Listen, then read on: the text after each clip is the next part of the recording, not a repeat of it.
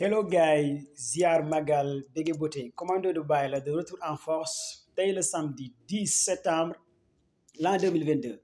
ñu ñëw encore suñu opération spéciale Russie-Ukraine l'enjeu ak lépp lu ci xew sama gars yi gis naa message yi appel yi woote yi commando bay foo nekk ñëwal def live. Russie dafa ñàkkul Ukraine mu ngi avancé. Russie gars yaa ngi wax Russie ñàkk na, surtout les fans de Vladimir Poutine. Les gars def leen ndànk parce que guerre bi jàppale ne autant 30 pays la à chaque fois je vous le dis 30 pays mooy autant te États-Unis moo leen dirigé bépp pays boo xamante ne yaa daq def propagande média mensonge fake news ñëpp ñu ngi ci biir, surtout service britannique ak France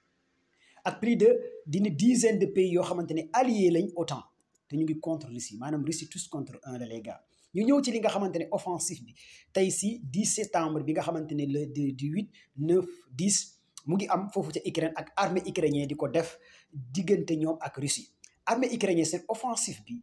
nan la mel ak yan ville la ñu gagné, il faut que ça soit très clair pour ngeen comprendre li xew.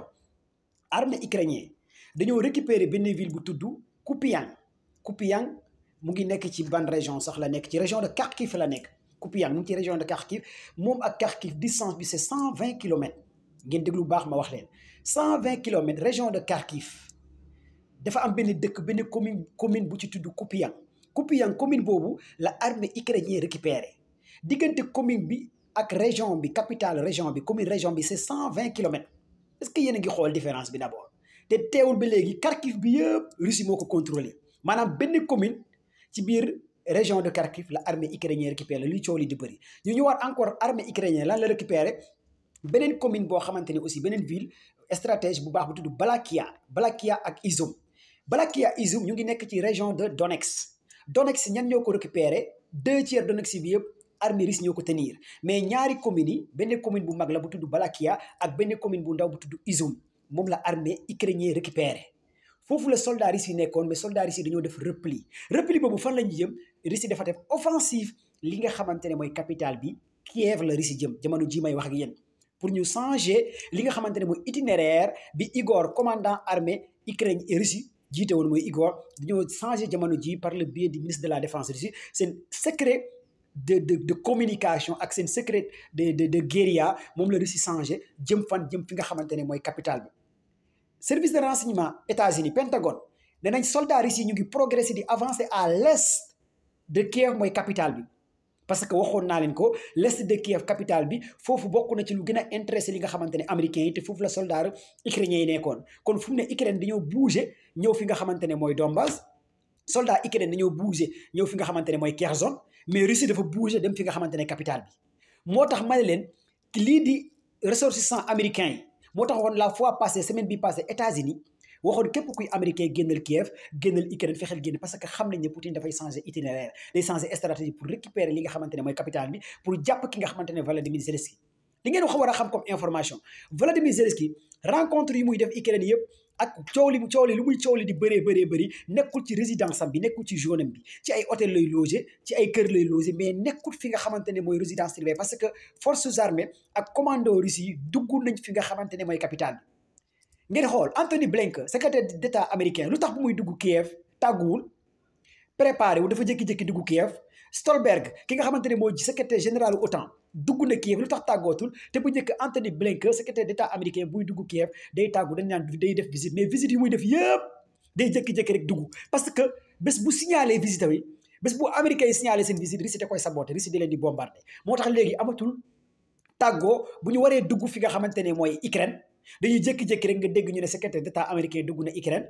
gis na Volodymyr Zelensky, ñu ne la secrétaire d'État OTAN Jens Stoltenberg dugg na Ukraine, gis na Volodymyr Zelensky. mais lu tax duñu tàggoo comme ni ñu ko doon defee durant mois de mars, parce que jamono ji lépp la Poutine miine biir Ukraine les gars. dafa am benn propagande bu bëri bu ci commencé am aussi, ngeen comprendre ko baax a baax te ñu bëri di ko manipuler. Volodymyr Zelensky dafa def déclaration ci France 24 ci LCI, nee na récupéré nañ 30 localités ci diggante région de Kherson, te Kherson bi léegi Russie moo ko contrôlé, Donetsk ak Kharkiv. mu ne diggante ñetti région yooyu récupéré na ci 30 localités. waaye sama gars yi 30 localités yooyu pourquoi ñoom ñu wone ñetti localités yi ñu nangu yi, ñu wone Balakia, ñu wone Izum, ñu wone Kupiang, lu tax ñu filmer yooyu wane ko ba pare wane drapeau bi nga xamante ne mooy drapeau Ukraine bu ñu fa def te mënuñoo wane seen yeneen 30 localités yi lu ñu récupéré parce que c'est archi faux loolu la ñuy wax diaboliser l'ennemi monopoliser les médias maanaam dañuy récupérer benn localité wax na récupérer nañ fukki localité pour dox ci xelu maay nit ñi nga xamante ne comprendre lan mooy guerre lan mooy stratégie de guérilla parce que médias européens jamono ji Afrique bi Afrique daj Europe kese la ñuy déglu mënatoo déglu télévision Russie mënatoo suivre seen youtubeur Russie yi mënatoo déglu bépp média boo xamante ne da lay jox information à travers lu positif ci Russie ci côté YouTube te ñun YouTube la ñu am ci côté Facebook te Facebook la ñu am est-ce que yéen a ngi comprendre bu baax ci côté Telegram te la ñu am léegi média bi nga mën a am information bu valable soit da ngay dugg Telegram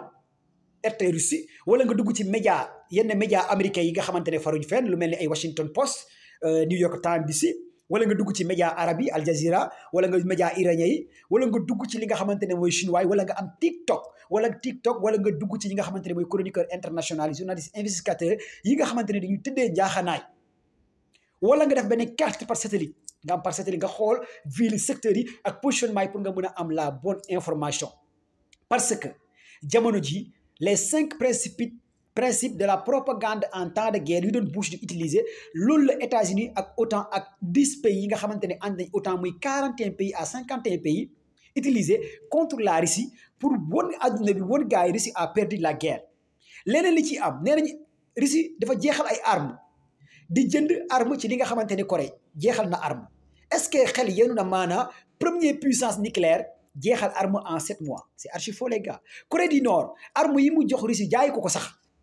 yu ci gën a bëri Corée du Nord da koo may Russie Iran drone yi nga xamante ne jox na ko Russie da koo jox parce que Russie bu ko joxee Iran bu ko joxee ay drone Russie day joxaat Iran que ça soit muy céréales wala blé wala gaz wala pétrole échange lay doon les gars am na yeneen armes yi nga xamante ne Corée du Nord jox na ko Russie ak ay affaire mais Russie du ci nangoo communiquer lu tax du ci nangoo communiquer parce que jamono ji dañoo nekk en manœuvre daa am lu ñuy waajal lu ñuy préparer ku nekk ci ñoom yaa ngi nekk en position de combat de guerre te du lépp lay nit ki di communiquer